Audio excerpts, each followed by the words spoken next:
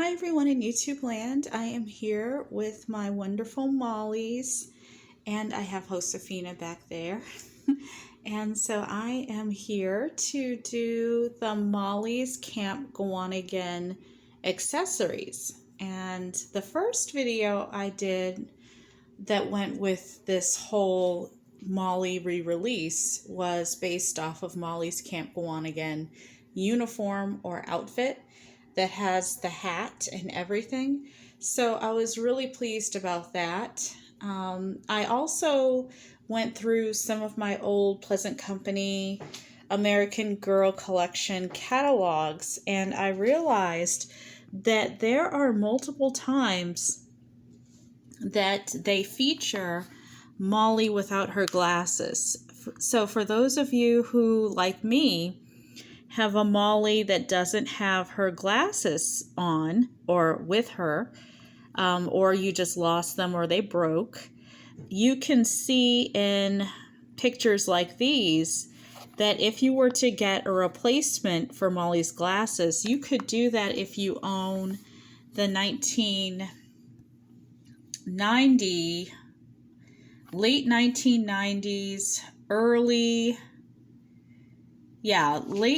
I guess it could be early 1990s too, because that's when Josefina came out and that's when they gave Molly the beige body. So right here, if I do a close-up of her glasses, you can see that they're not perfectly arced in the middle, that they do curve behind the ear.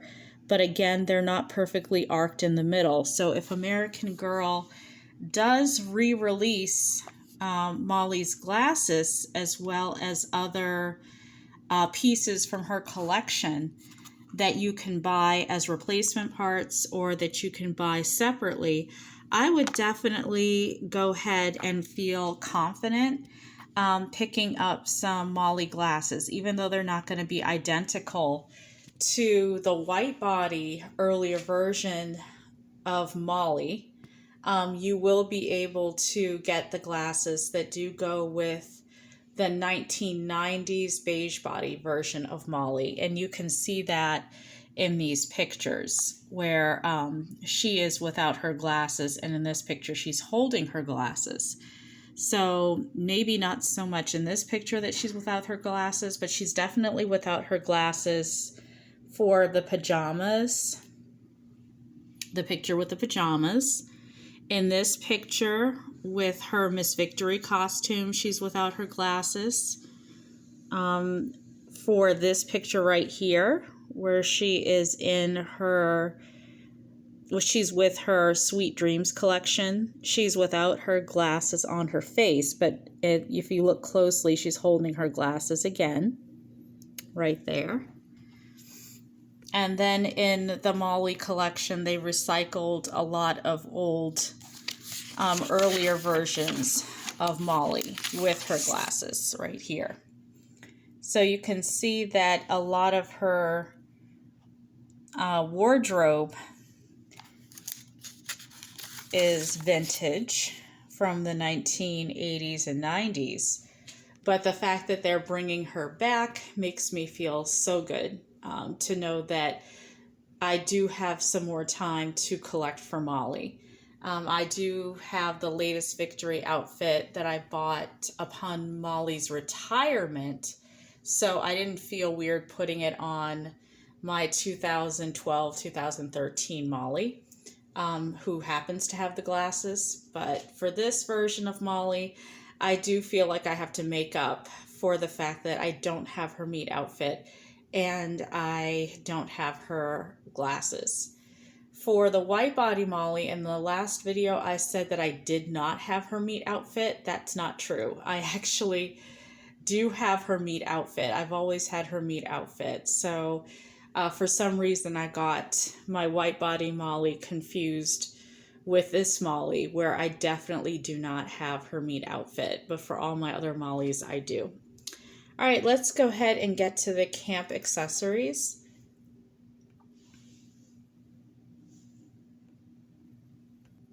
Okay, and again, I want to show you guys how everything's placed in the box. So if you do happen to be one of those sticklers who wants to put it back together, again, how you found it in the box, you can do that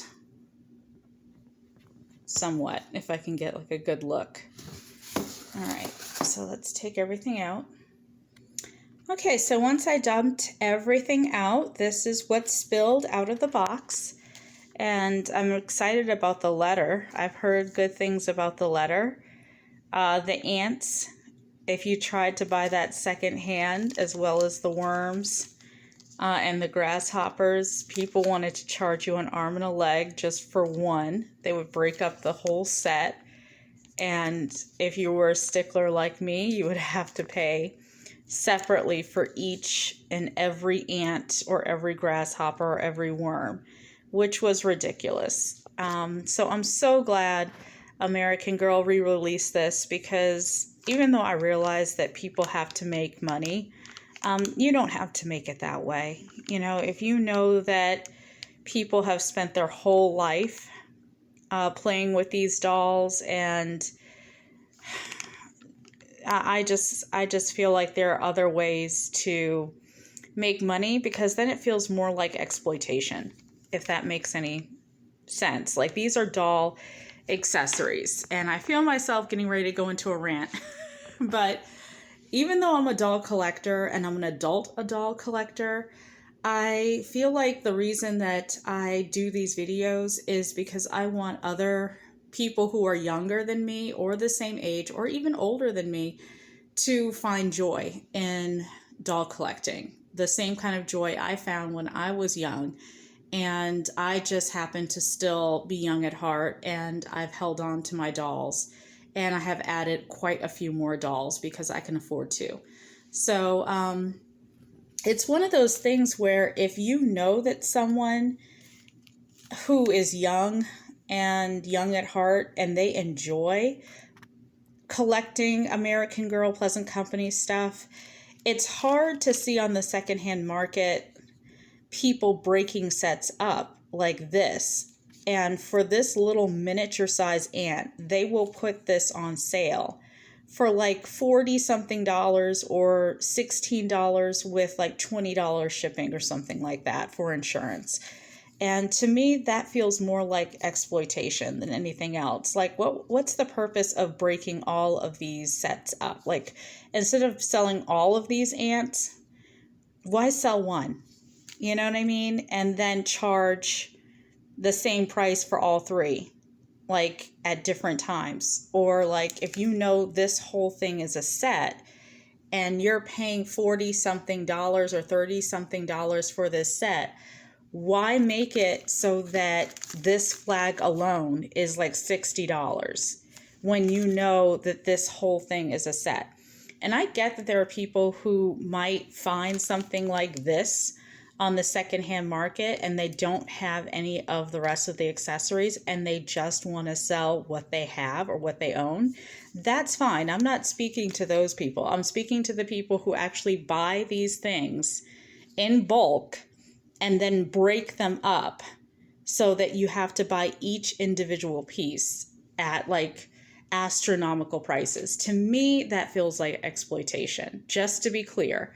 But for anyone else who's doing it because this is just what they happen to have from their childhood, and maybe their parents sold or gave away all the other pieces, and this is the only thing that they have left to sell, then yeah, that would make sense. So anyway, I say this because if you are a collector and you're just getting into American Girl, this is what you're getting into. When you buy sets like these, you want to do everything in your power to hold on to the sets, to hold on to the pieces in the set, because there are people who purposely break them up, is what I'm saying.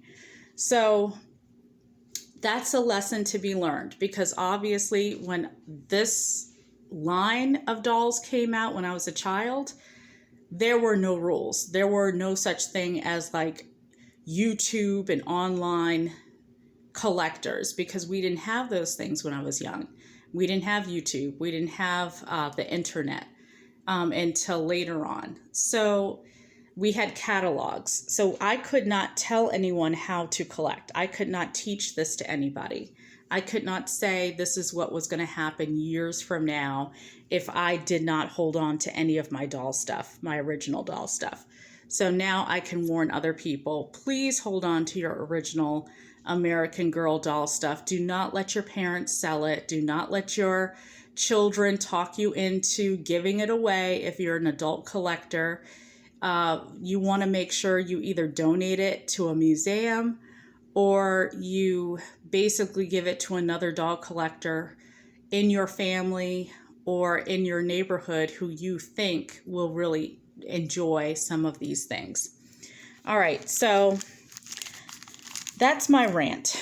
And it took up most of the video. But this is a sit-upon. This is the can. This is the Molly paddle. This is the thing that goes around her arm, so I will probably put that with her instead of with the set, or actually I should probably keep it together. I'm not really ready to do that right now. These are the ants that usually get broken up into different parts for exploitation. This is the American flag. This is the pamphlet that I should have gotten when I did purchase this outfit, but I did not. I ended up getting some other pamphlet, but I finally ended up getting Molly's Camp Gowonagin pamphlet that goes with her accessories. This is the silica bag that helps your things to stay dry. These are the worms that, again, people break up on the secondhand market. I don't know if these are the ants or these are the crickets. No, these aren't the crickets. I don't know. These are black ants. I guess the other ones are red ants. I'm not sure. These are the crickets that, again, people break up. And this is the famous Molly letter that she writes to her father. You can see that it has her father's address on it, Captain J. McIntyre.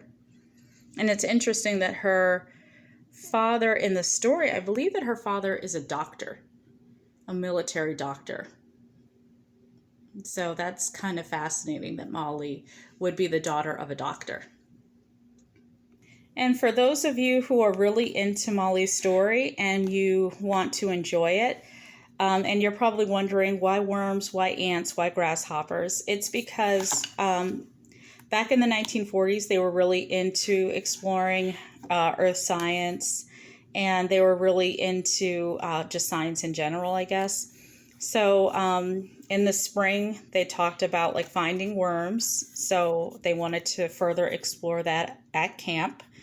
And they also talk about how the ants march and how they do all kinds of things in the summer. So that is a part of sometimes environmental science curricula that little kids and school-age kids are right around that age group, like 4th or 5th grade, even as young as preschool and kindergarten, they learn these concepts about earth science. So, of course, during summer camp, sometimes they will take part of the science curriculum from what kids would learn in school, and they apply it so that kids will have all kinds of projects and be able to explore their world in a more natural environment at camp. So I do appreciate the concept of camp, especially the concept of camp in the 1940s when they were encouraging girls and boys to become scouts and really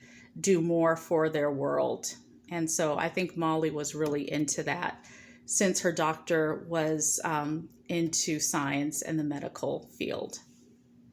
Another thing that I picked up to go along with Molly's Camp Gowonagin was Target was having a sale on the Backyard Birds learning book, and it's Bendon.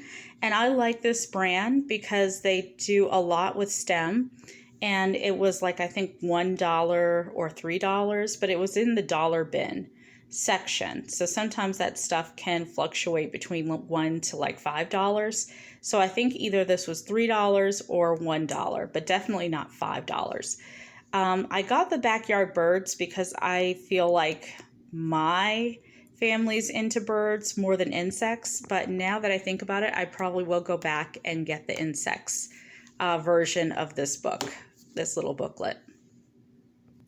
And for all you collectors out there, since this is part of Molly's Summer Story, this was the original set. So again, you can see the red ants here and the worms, and this is how they display it.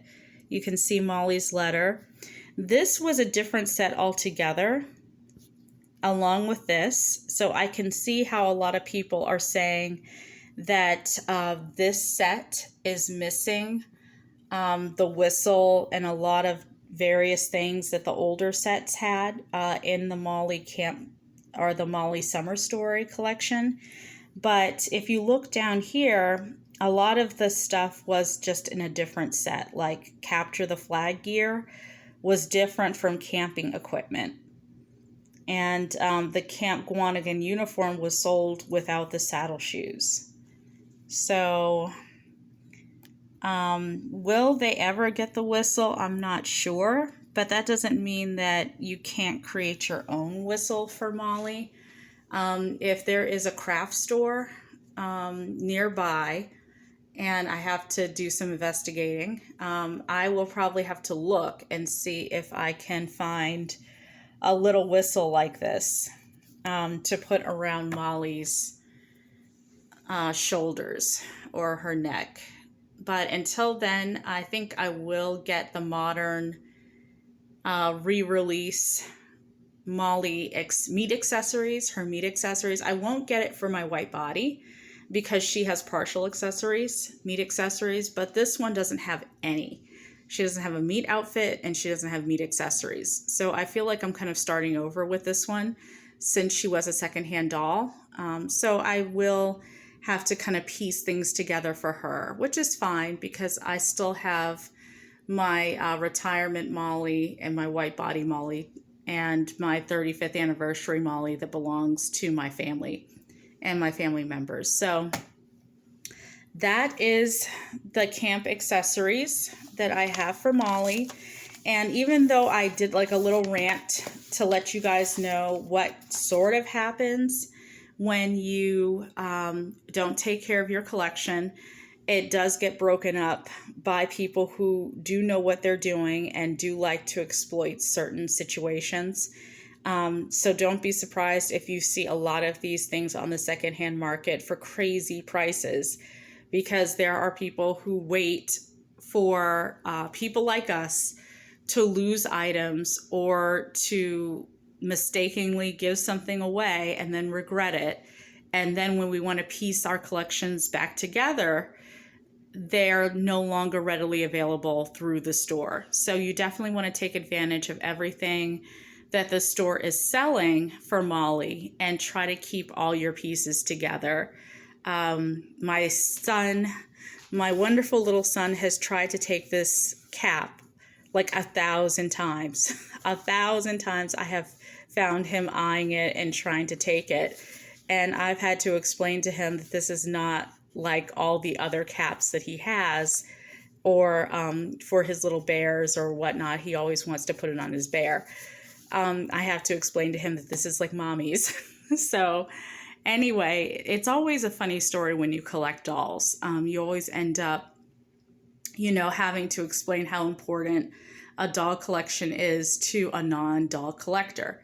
So just like anything else, just like people who collect cars and baseball cards and trains and toy trains and model trains or whatever you want to call it, they will be well respected, for other people. Other people will look at their collections, whether it's a stamp collection or whatnot, and they'll say, oh, how wonderful. But for some reason in the doll community, we don't get the same amount of respect. Like if we have a collection that is from 20, 30, 50 years ago, if we have an antique doll that was made around World War I or World War II, or even came from the Civil War, like a topsy-turvy doll, people don't respect that. They just think, oh, that's a child's thing. That's a child's play thing, because it has to do with feminism. It has to do with anti-woman A lot of people don't know that they're being chauvinists when they say things like that. They think, oh, dolls are just for girls, and dolls are just something that little girls played with over time, so therefore it's not valuable. Don't let those people do that.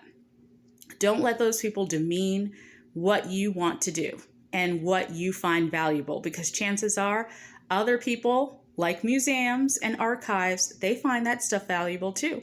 Not Molly, but the Addie doll was just featured in a collection that was done up in New York for a famous New York museum exhibit.